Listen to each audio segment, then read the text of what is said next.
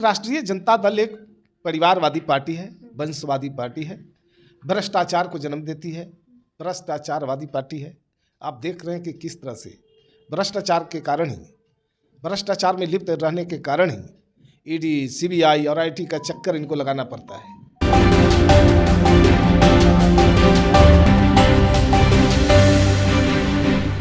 नमस्कार, आप देख रहे हैं रब्ज़ लाइफ का डिजिटल प्लेटफॉर्म और मैं हूं आपके होस्ट निधि सिंह।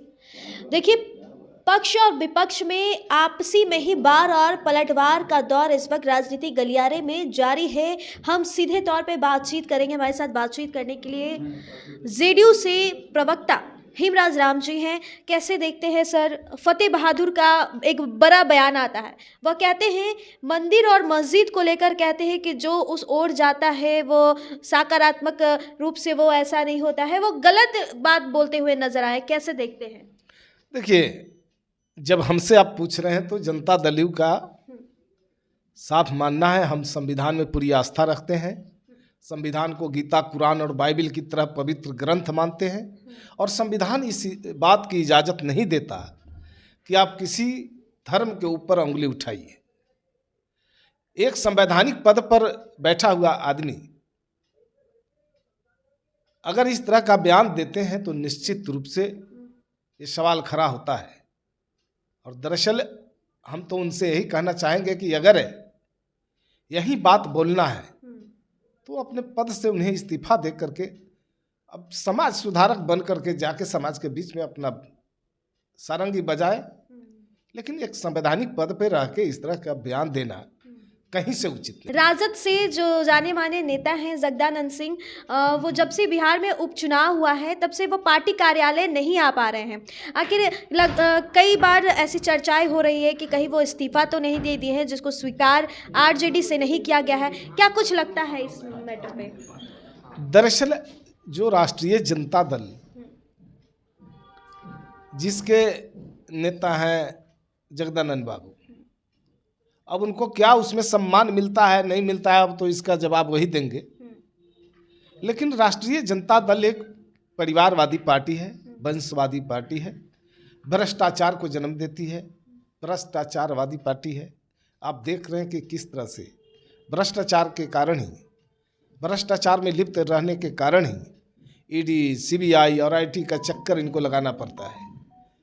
और ये भी एक बहुत महत्वपूर्ण बात है कि एक ही परिवार के सारे लगभग सदस्य आईटी और सीबीआई और ईडी के चपेट में है।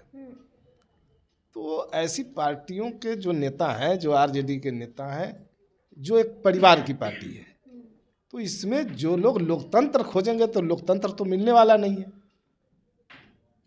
एक सवाल और रहेगा कि जब से लालू प्रसाद यादव का बयान आया है, जिसके बाद तेजस्वी यादव का भी बयान आता है, वो कहते हैं कि नीतीश कुमार और लालू यादव में कैसे रिश्ते हैं यह तो जग जाहिर ही है।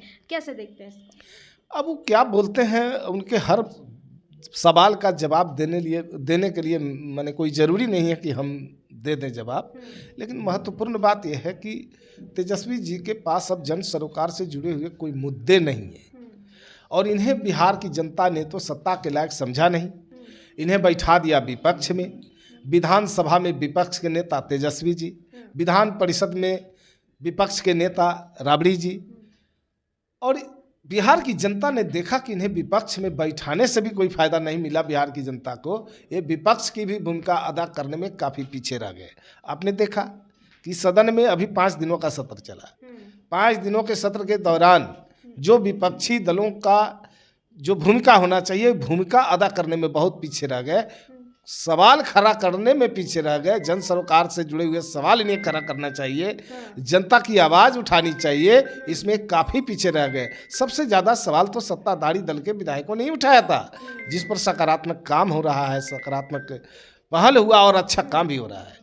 तो इसलिए बिहार की जनता समझती है कि नए सत्ता के लायक हैं, नए विपक्ष के लायक हैं, ये सिर्फ नकारने लायक है। अच्छा, एक आखिरी सवाल, अमित शाह का भी जो उनसे सवाल किया था मंच पे, आज तक के कई रिपोर्टर ने बातचीत की थी, तो वो कहते हुए नजर आए कि अगर बिहार में नीतीश कुमार के ही नेतृत्व में 2025 विधानसभा चुनाव में चुनाव लड़ा जाएगा तो उसमें चुप्पी साधते हुए नजर आए। इस चीज़ को आप कैसे देखते हैं? देखिए, इस बात के लिए दरअसल माने मतलब लगाने वाले लोग लगाते रहें। कोई ज़रूरी नहीं है कि हर दिन डंका पिट पिट करके कहा जाए कि एनडीए हमारा गठबंधन है, नीतीश कुमार जी के नेतृत्व में ही चुनाव लड़ेंगे।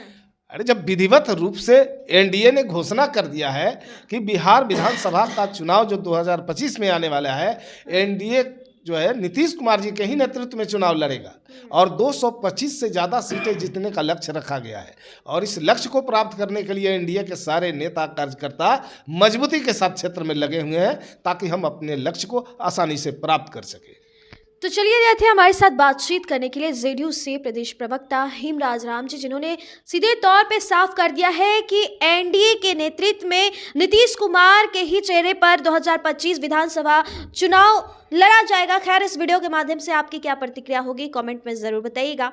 ऐसे ही देश दुनिया की तमाम खबरों के लिए देखते रहे रब्ज़ी लाइव का डिजिटल प्लेटफॉर्म। बहुत बहुत धन्यवाद।